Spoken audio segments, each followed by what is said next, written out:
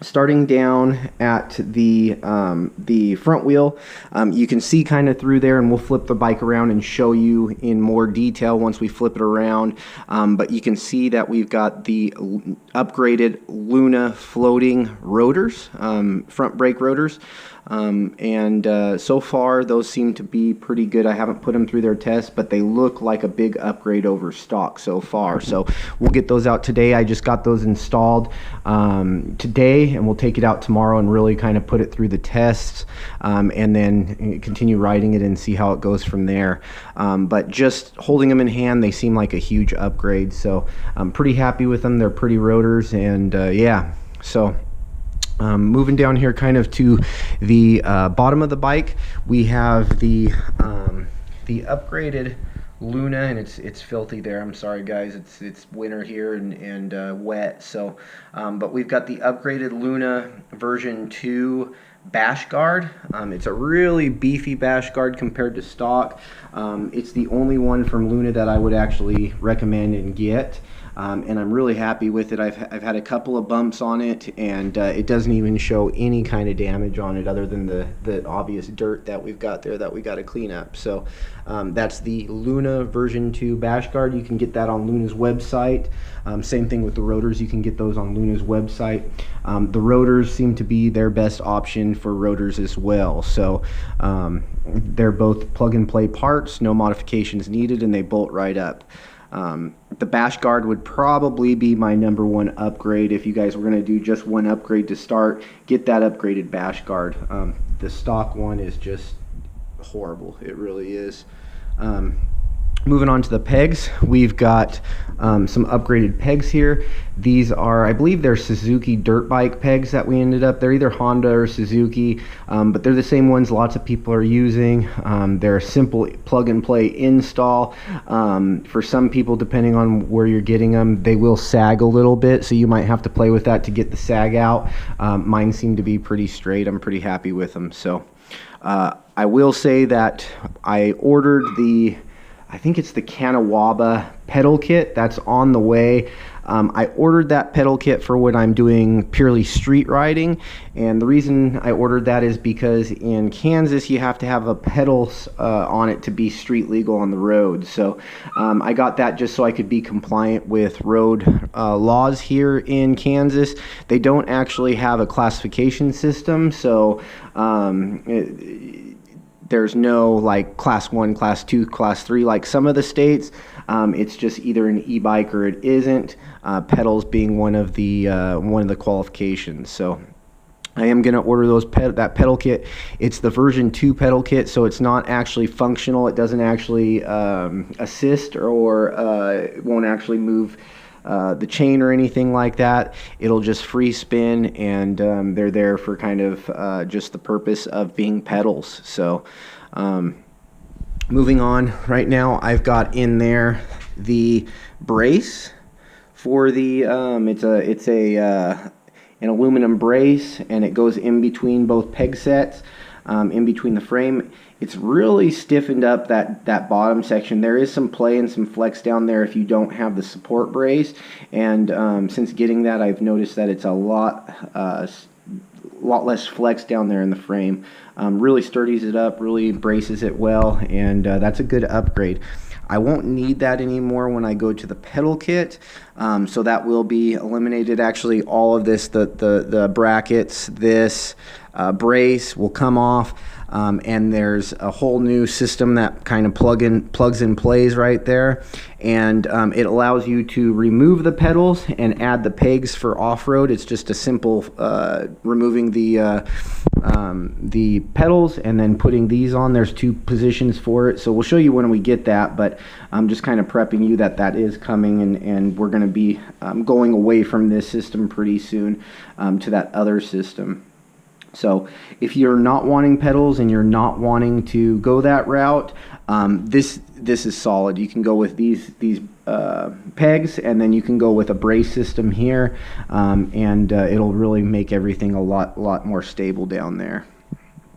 Moving on to the back here, simple mud flap that we've got to kind of protect the rear suspension, all the goodies inside of there, and that flap actually works really well. You can see how, I mean, you saw how dirty the front of the bike is, and compared to in here, it's relatively clean. You do have a little splatter here and there that gets in there, but overall, I'm really happy with that mud guard. It keeps all the mud and grime out of there really well. And again, we're fenderless on this. I've removed a lot of the kind of plastics that are on here. Our rear fender up top is gone. Our rear fender and the over the wheel is gone here. And I did that mostly for aesthetics. My back obviously gets wet some, and I get some water up in the face every once in a while, up on the helmet when I'm hitting puddles and stuff like that. But I mostly do street riding, so it hasn't been a huge issue for me. I haven't washed the bike since I got it, so you can see this is kind of the extent of the mud here through winter that I've experienced. So most of the off-roading that I do is through grass or gravel, and so really bad mud is not an issue. We're gonna move here to the back wheel. So we've got the 64T Luna sprocket. Luna actually includes some extra links and a master link for your chain, so you don't actually have to buy a new chain, which is really awesome of Luna. Good job there, guys. It's a beautiful rotor compared to stock, or sprocket compared to stock. I'm pretty happy with the looks of it, at least. Again, this was just installed along with the brake pads, or with the rotors, and we did put new brake pads in as well. We'll go over that kind of when we flip the bike around. But those were just all installed today, and so I haven't had a chance to do testing. It was really frigid out today, so I figured I'd take the opportunity to just go ahead and do this install, and we'll get out riding tomorrow and put it through some tests. It looks awesome. It installed really easily. Everything went well. No issues with that whatsoever. So we'll see how it goes as far as riding. I've heard that the torque is going to be pretty gnarly on the low end, and I'll lose quite a bit of top end, maybe 7-8 miles an hour on the top end, but that's okay, because mostly here we've got max. The high end of the speeds on street that I'm riding is when there's traffic is 40 miles per hour. I do push it when I'm cruising and there's no traffic, but when in traffic we've got 40 mile an hour speed limits, and so I try and kind of hang around that. I think I'll probably be in the 38 to 40 mile an hour range, but we'll see, and we'll confirm with GPS so we can kind of show you. We'll show you what the speedometer shows. If you remember in our test, the speedometer, the stock speedometer on my Sur-Ron is generally 5 to 6 miles an hour different from my GPS speedometer, and that depends on whether I'm in the low end or in the top end. So we'll see how that goes. I wanted some more torque, so that way from stops I can really get out there ahead of traffic, or if I need to go around a car or do any of that kind of stuff, I've got the low end torque to be able to do it, and be able to do it confidently. So the Sur-Ron does have good stock torque on the low end, but it kind of tapers off pretty quickly. This will keep it really solid all the way through about 30-35 miles an hour is what I'm told. So we'll see how that goes. Some of you might already noticed we have installed a new rear tire. We've left the stock front tire to start, and I'm going to see how I like it with the new rear. The rear was really the one I was having issues with, especially getting into gravel and stuff like that. I just didn't feel real confident with it. So this is the Shinko Trials tire, and it's the 2.75 by 19 tire. I think some people are going to the 3.5, but it seems really wide. I don't know if you could fit it without doing a little bit of shaving. I think some people are having to shave some knobs down a little bit, but I'm happy with the look of it. We'll see how it performs tomorrow, but we did put that upgrade on today as well when we did the whole swapping process here, taking off the tires and getting everything, or taking off the wheels and getting everything swapped around. So that's it for this side. I'm gonna go ahead and flip the bike around and we'll show you the rotors, the brakes, and then we'll kind of go over the cockpit a little bit, the modifications that I've done to that. So let me flip the bike around and we'll go from there.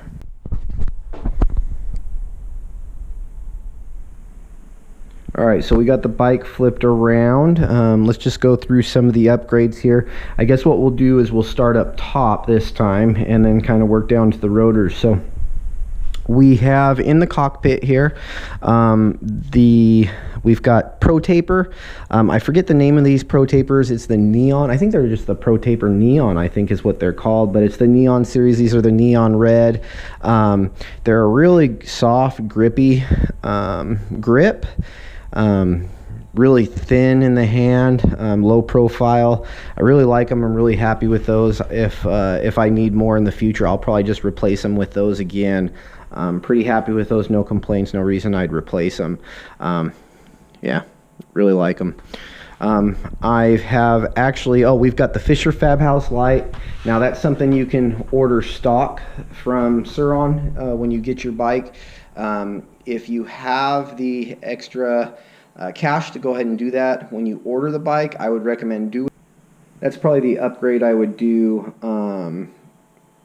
along with the bash guard as one of the first upgrades that I would actually do, is to go ahead and get a better front light. If you want to find one that you can wire up yourself, there are cheaper options, but I like the look of the Fisher Fab House, and it's a 3200 lumen light, which is plenty bright for around here. Overall, great light, so I'm happy with it. So I have, normally the speedometer is located over here on the mode toggle and on the horn. I've actually moved that into the center here with it's a 3D printed bracket that you can get, and I've moved that to the center of the bars here. It really a lot more protected there. It's easier to see and find when I need to find it, and I'm pretty happy with that.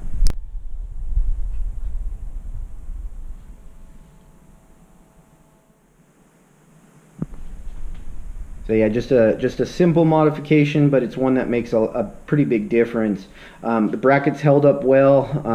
I've had a couple of spills, no dings with that, and it seems to be decently well made, even though it's 3D printed. So like I said, it puts it in a much more protected spot, so that's probably part of the reason why it's going to hold up better than out here. And you don't actually have a lot of flex on this, to where if you did snap it off, you're not going to break this along with it, and you'll only break your bracket there, which is easily cheaper to replace than your toggle switches here. So pretty happy with that. I think I forgot to mention in this video, I know I have in past videos, but I've taken the Fisher Fab House. We actually broke the stock brackets. They're pretty flimsy, and I'd probably do what I've got here from the beginning. If you're just got your bike and you got the Fisher Fab House, go ahead and mount it in the stock bracket here. It's pretty easy to bend out and then get it in there to fit, and it's a lot more protected down here than sitting up here and extending out on the bars. Good spot for it, good position, and it's working out well. I've just got some simple eBay mirrors here. I think it was like 13 bucks for the set. I'm pretty happy with them. They're holding up well. I've had a couple of spills with those, and not even a ding or a dent. When I ordered them, I was expecting them to be very fragile and very breakable, but they've held up well. They give me pretty good visibility. Not the best, obviously. They're not huge, and they are. What are they called? I forget what the mirrors are called, but it's where things are actually closer than they appear in the mirrors, but they work out pretty well. We've got the GUB, or I think it's the GUB, G-U-B mount. It's a you can get it on eBay or Amazon. Just a simple mount. It's got 3 positioning ways, and then you can turn it this way as well, the 360 there. I've been pretty happy with it.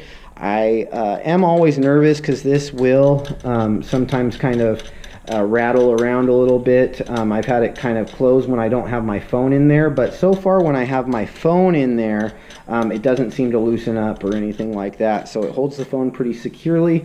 So far in the couple of spills I've taken with my phone in there, the phone stayed in there and it's been just fine. So I've heard of some people with similar mounts losing their phone, but so far I haven't had that issue. So we might go with a quad lock in the future, but right now that's what we got.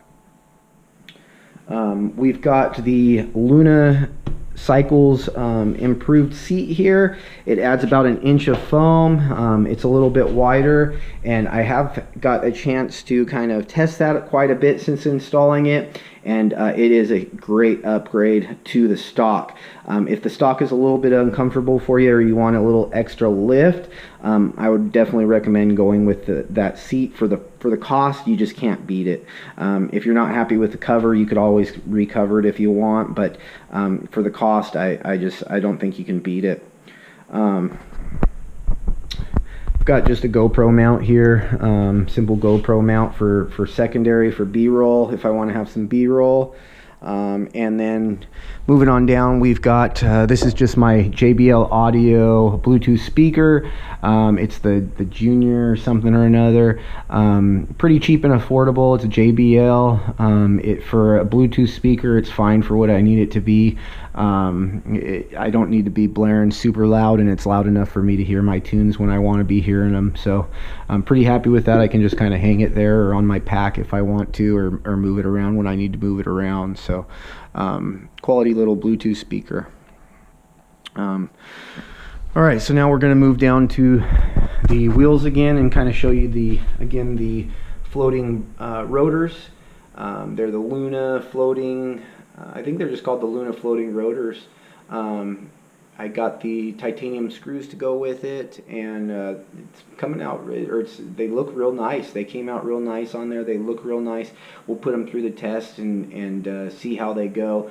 The front installation was really, really easy on them. Now, we'll move over here to the back, and on the back here, we've got the same rotor. It comes in a two-piece set. Each one is different, but they include in the screw sets, they're different sizes, so it's kind of easy to tell with that which one goes to which wheel because of the size of the screws or the bolts. So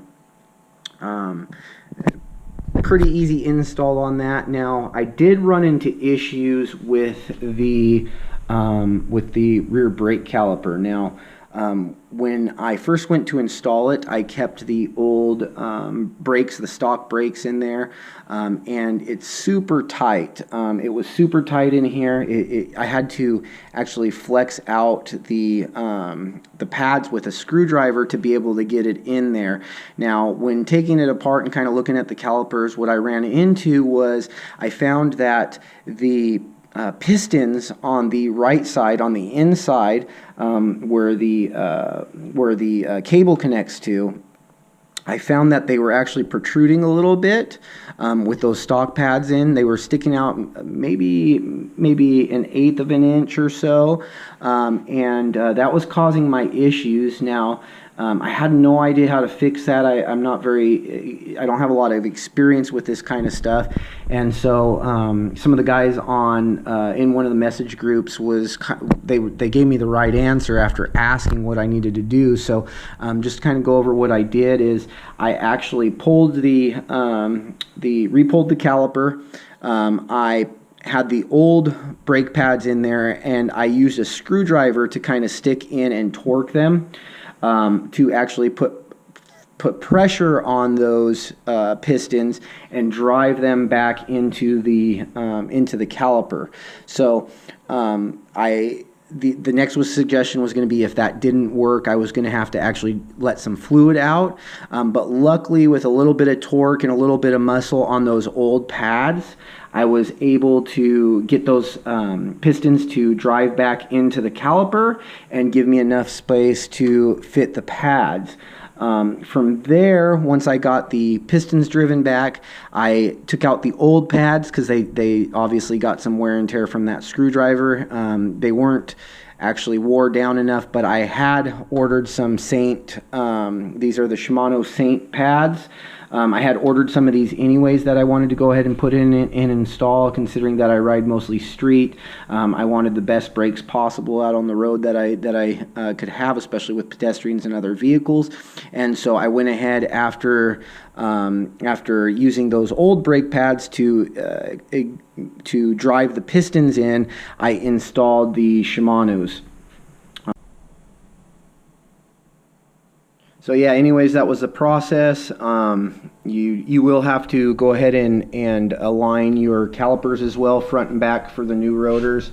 And that's a pretty simple process. There's a lot of videos on YouTube on that, so I won't go into that process too much. But I was able to get everything on there after the piston issue, and everything lined up well. I will say, if you do decide to go with the Luna floating rotors, order a set of the Saints. It's a good upgrade anyways, and especially if, take a look at your pistons and see if they're sticking out on the rear right side. If they're sticking out an 1/8 of an inch, or really they need to sit flush in the caliper there. So if they're sticking out at all, you may have to kind of do what I did and give them some torque to push those pistons back in. And if that's the case, you'll want to have new pads to be able to put in there, because you will damage your old pads. So make sure you have those pads if you're going to do the swap. Pretty happy with it, guys. So yeah, guys, that's it for my upgrades. The only other things I have planned in the near future are, again, we've got the Kanawaba pedal kit on its way. We've got some new bars coming. I don't know if I mentioned those. We've got, I think they're Core 3-inch rise bars, and I wanted those so I can have a little bit more upright position while riding, and overall just get a little bit more rise out of the bars. So those are the only two major upgrades we have on the way right now. We'll kind of ride it like that probably for a while. Eventually I want to upgrade the front forks and the rear suspension. It's good for what I do for right now, but eventually I'd like to upgrade that. And then after that, we'd go to upgrading battery and controller. But for right now, once we get the bars and the pedal kit on there, we're just gonna send it as is for a while. So really happy with the bike so far, how it's coming along. We'll see how these mods that we added for the wheels work out, and we'll just keep kind of bringing you more videos and updates on what I think of those and how I'm enjoying them. So anyways, guys, thanks for your time today.